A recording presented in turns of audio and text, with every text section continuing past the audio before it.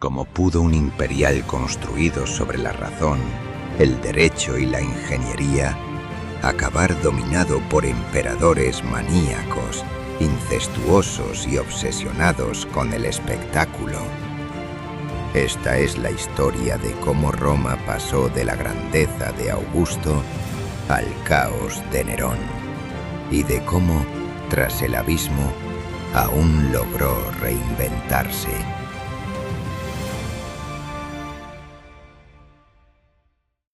Las fronteras del imperio y el sueño inacabado de Augusto. Pacificada Roma, Augusto se ocupó de las fronteras. El tiempo de las guerras civiles había quedado atrás, y ahora el imperio debía expandirse con orden y estrategia. Primero, sometió a los inquietos galos e hispanos. Después, guerreó contra los belicosos partos, esos eternos rivales del Oriente. Y finalmente, extendió los límites imperiales hasta el Danubio y hasta el mismísimo Elba. La ambición de Augusto no conocía límites. Quería convertir a Roma no solo en el centro del mundo conocido, sino en el motor de una civilización que alcanzara los rincones más remotos del continente. Pero no todo fueron triunfos. En Germania, los romanos encontraron una resistencia feroz. Las tribus locales, indómitas y despiadadas, infligieron al imperio una de sus derrotas más humillantes: 3 legiones aniquiladas. Una tragedia militar que obligó a Augusto a replegar sus tropas hasta el Rin. Allí, en ese río caudaloso, se estableció la frontera definitiva del imperio en el norte de Europa. Una línea que marcaba no solo un límite geográfico, sino el fracaso de un proyecto civilizador. Y entonces surge la gran pregunta: ¿y si Roma hubiese permanecido en el Elba? Hubiera sido tanto mejor para todos. Habría civilizado y romanizado a los germanos. Esa romanización frustrada, según algunos, hubiera redundado, si bien se mira, en beneficio no solo de los descendientes de esos pueblos, sino del resto de Europa. Una Europa que siglos después sería devastada por guerras entre tribus, imperios y naciones, muchas de ellas surgidas precisamente del vacío que Roma dejó. Tiberio, tragedia y poder en la Roma imperial. La vida de Tiberio, sucesor de Augusto, es digna de una novela. Y no es casual. Quienes hayan leído Yo, Claudio de Robert Graves, o visto la serie de televisión basada en ella, encontrarán en su historia una mezcla perfecta de tragedia, política y escándalo. Su madre, la bella Livia, tenía apenas 13 años cuando lo dio a luz.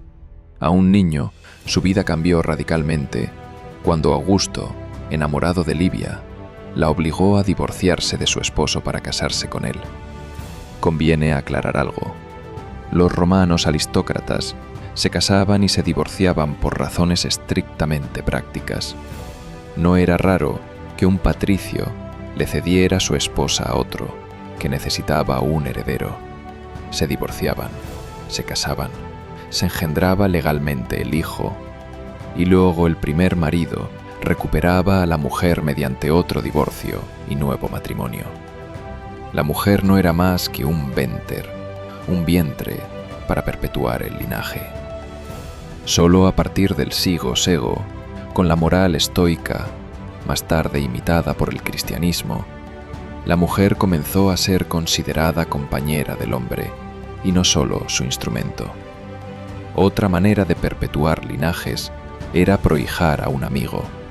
En ocasiones, un patricio adoptaba legalmente a otro, incluso si era mayor que él. Tiberio, así, fue criado con esmero dentro de la familia imperial.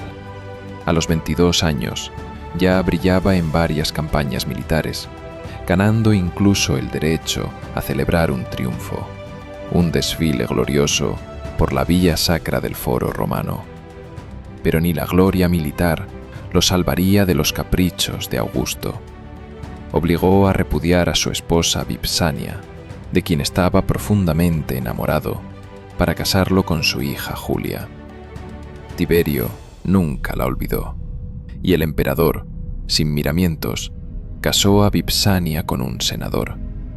Julia, por su parte, era todo lo contrario a Tiberio: bella, alegre, frívola y adúltera reincidente. Mala pareja para el taciturno y sombrío Tiberio. Hastiado, profundamente deprimido, renunció a todos sus cargos y honores y se retiró a la isla de Capri, dejando en Roma a la alegre y escandalosa Julia. Durante 10 años permaneció en el retiro, hasta que Livia, la madre ambiciosa, consiguió pruebas irrefutables de los adulterios de Julia. Las presentó ante Augusto, quien desterró a su hija a la diminuta isla de Pandataria. Tiberio entonces recuperó el favor de Augusto, fue llamado a Roma y adoptado oficialmente como hijo y sucesor, pero las miserias del pasado habían agriado su carácter. Cuando heredó el imperio, a los 56 años, ya era un hombre amargado. En sus primeros años como emperador, gobernó sabiamente. Fue un gran administrador, pero con el tiempo se entregó a los excesos, y si creemos al siempre malicioso Tácito, también a las perversiones sexuales más oscuras. Así fue Tiberio, un emperador entre la tragedia íntima y la brutalidad del poder. Calígula, el emperador convertido en espectáculo. A la muerte de Tiberio, el trono pasó a su sobrino e hijo adoptivo, Calígula. Su verdadero nombre era Cayo César Germánico, pero el apodo con el que ha pasado a la historia tiene un origen curioso y casi tierno. Calígula significa botita, diminutivo de Caligae, la sandalia de suela claveteada que usaban los legionarios romanos.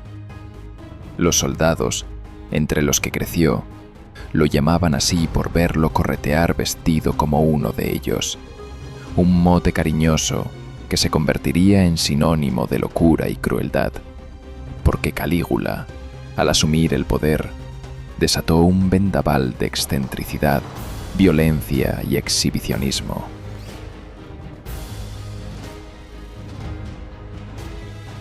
Un maníaco homicida con aficiones impropias de la alta dignidad imperial, gladiador, auriga, cantante, bailarín, todo en uno.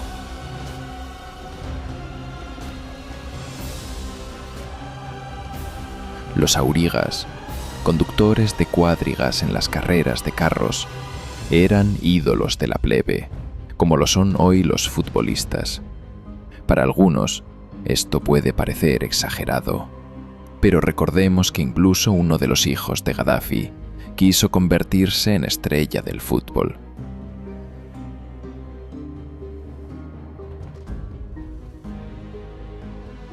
Calígula fue también el producto degenerado de una larga tradición de matrimonios consanguíneos dentro de la dinastía Julio-Claudia, algo que siglos después pasaría también en España, primero con los Austrias y luego con los Borbones.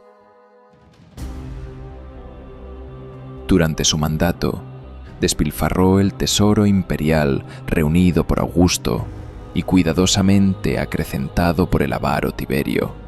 Creó nuevos impuestos, esquilmó las provincias y confiscó las fortunas de los ciudadanos acaudalados.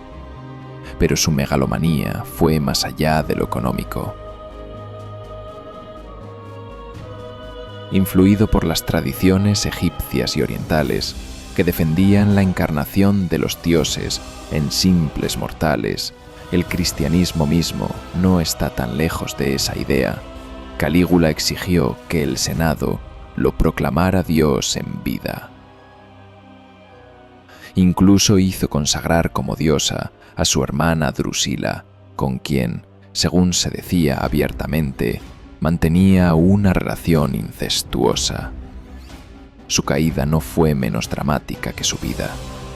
El prefecto de la guardia pretoriana, Casio Querea, cansado de las humillaciones que Calígula le imponía, como hacerle pronunciar expresiones obscenas o ridículas como santo y seña del día, organizó su asesinato.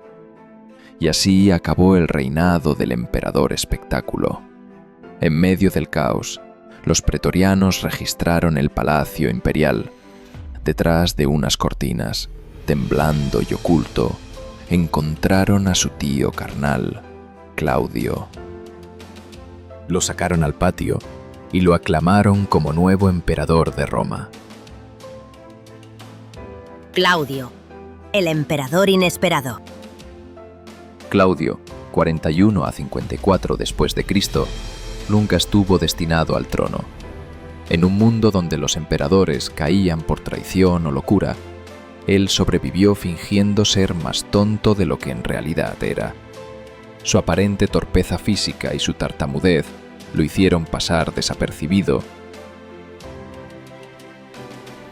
y eso probablemente le salvó la vida durante las turbulentas épocas de Tiberio y Calígula.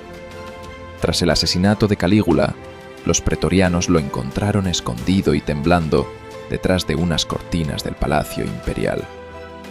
Lo sacaron a la vista y, en un giro casi cómico de la historia, lo proclamaron emperador. Pese a sus orígenes poco gloriosos, Claudio resultó ser un gobernante capaz y reformista. Retomó la senda administrativa marcada por Augusto, reformó el sistema judicial, otorgó la ciudadanía romana a varias provincias y fundó nuevas ciudades. No solo gobernó bien, sino que también amplió las fronteras del imperio, anexando dos nuevas provincias africanas, las Mauritanias, y otra en Asia Menor, Licia.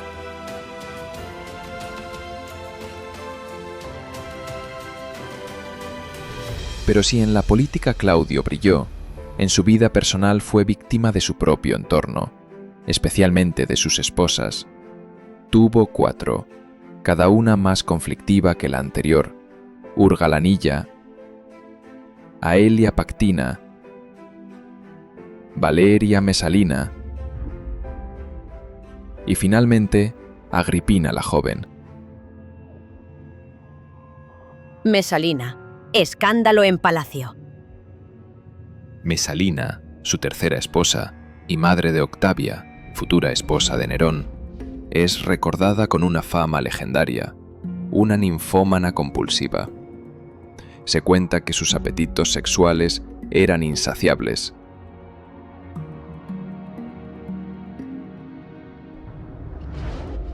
Se acostaba con secretarios y siervos del emperador, senadores, mozos de cuadra e incluso clientes habituales de prostíbulos de baja estofa. Compitió en orgías públicas con prostitutas profesionales y ganaba. Los libertos de palacio acabaron denunciando su conducta al ingenuo Claudio. Cuando supo la verdad, la mandó ejecutar.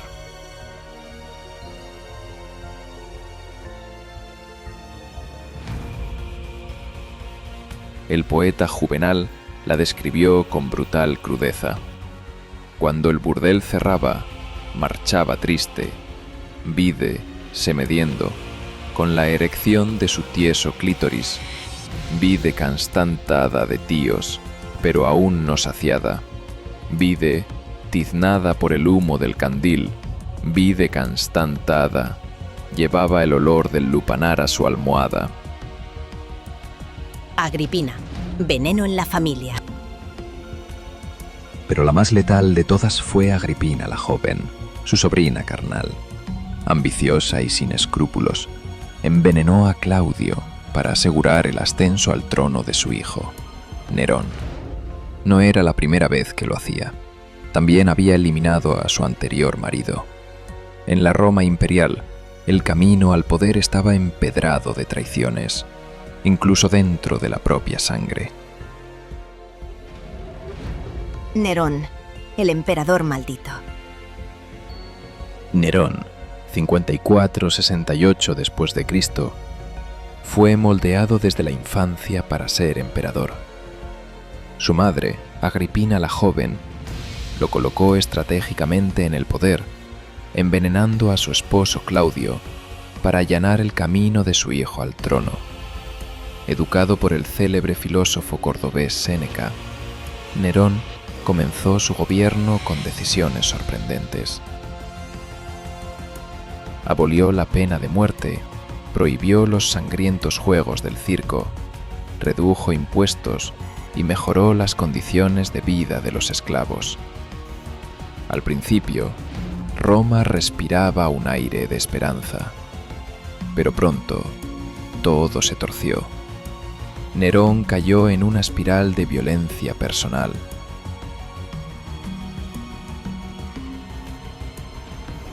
Mandó asesinar a su madre posesiva, a su esposa, a Séneca, su mentor, y a todo aquel que osara contrariarlo. El poder lo había transformado en un tirano paranoico. Pero si algo desató la indignación general, no fue su crueldad, sino su afición al espectáculo. El emperador artista. Nerón no quería ser recordado como legislador ni como general, sino como artista, actor, cantante, músico. Actuaba sobre los escenarios, interpretando papeles de mujer embarazada o esclavo moribundo. Un emperador rebajándose al teatro, a los ojos de la élite romana, era un escándalo imperdonable.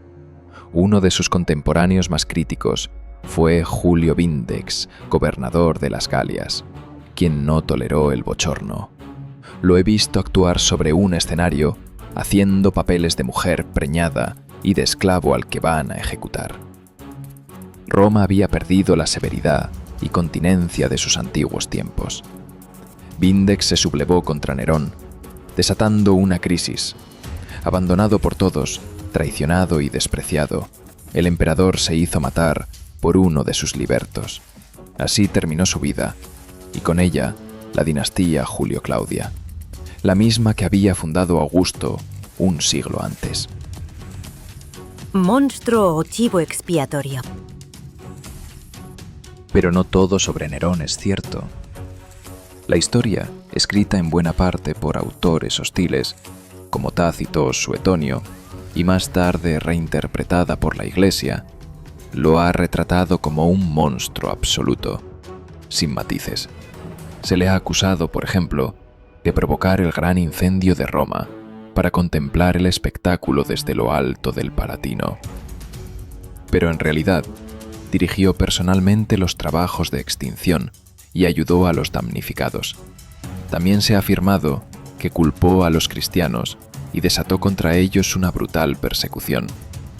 Sin embargo, en aquel tiempo los cristianos eran aún escasos en Roma, y las fuentes que relatan estos hechos son posteriores y posiblemente interpoladas. Quizás Nerón no fue tan monstruoso como se ha contado, sino un personaje trágico, devorado por su propio deseo de ser amado, no como emperador, sino como artista. El año de los 4 emperadores y el ascenso de los Flavios. Con la muerte de Nerón, en el año 68 después de Cristo, la dinastía Julio-Claudia llegó a su fin.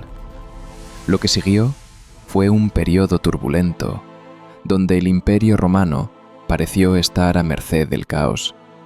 En menos de un año, 4 generales se sucedieron en el trono imperial, eliminándose unos a otros: Galba, Otón, Vitelio y finalmente Vespasiano. Roma había caído en manos del ejército. Cada uno de los grandes contingentes militares del imperio, las legiones del Rin, del Danubio y de Oriente, proclamaban emperador a su propio general, con las consecuencias previsibles: guerra civil, confusión y sangre. Este periodo, breve pero intenso, fue conocido como el año de los 4 emperadores, 69 después de Cristo. Vespasiano, el militar austero. Finalmente, el más astuto y afortunado fue Vespasiano, un veterano militar chapado a la antigua, que logró imponerse y fundó la dinastía Flavia. Su mandato, que duró 10 años, 69-79 después de Cristo, significó un retorno al orden y a la administración racional del imperio. Vespasiano gobernó con austeridad.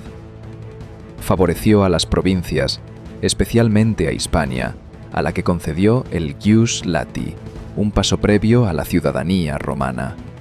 Integró a la nobleza plebeya de las ciudades italianas, nombrando senadores fuera del círculo aristocrático tradicional.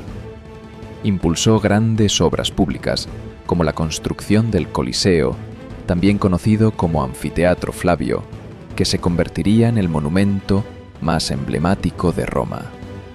Su política fue clara. Un imperio fuerte y cohesionado debía descansar sobre la lealtad de las provincias, no sobre la soberbia de las viejas familias patricias. Tito y Domiciano, 2 hermanos, 2 legados. A Vespasiano lo sucedió su hijo Tito, otro general brillante y sensato, que se ganó el respeto por su actuación militar, especialmente por aplastar la rebelión judía y destruir el Templo de Jerusalén. Durante su corto reinado, 79-81 después de Cristo, Roma fue sacudida por la erupción del Vesubio, que sepultó Pompeya y Herculano bajo la lava y las cenizas. Tito, con rapidez y compasión, organizó la ayuda a los damnificados. Su humanidad lo convirtió en uno de los emperadores más queridos, aunque murió prematuramente. A su muerte, tomó el poder su hermano Domiciano, de carácter muy distinto. Absolutista, paranoico y despiadado, Domiciano instauró un régimen de terror que acabó costándole la vida. Fue asesinado en una conjura palaciega tras 15 años de reinado. Con él se cerraba la dinastía Flavia. Pero gracias a Vespasiano y Tito, Roma había recuperado cierta estabilidad, demostrando que aun en medio del caos, el imperio podía reinventarse. La historia de Roma es un espejo donde podemos ver la eterna lucha entre el poder, la virtud y la corrupción. Artífice de la estabilidad y la gloria, a Nerón y sus excesos. El imperio nos enseña que ninguna grandeza es eterna sin responsabilidad y sabiduría. Si te ha interesado este viaje por los secretos de Roma, no olvides darle me gusta y suscribirte para seguir explorando juntos la historia que marcó el mundo. En el próximo capítulo nos adentraremos en la fascinante transformación de Roma, de la virtud a la decadencia. No te lo pierdas.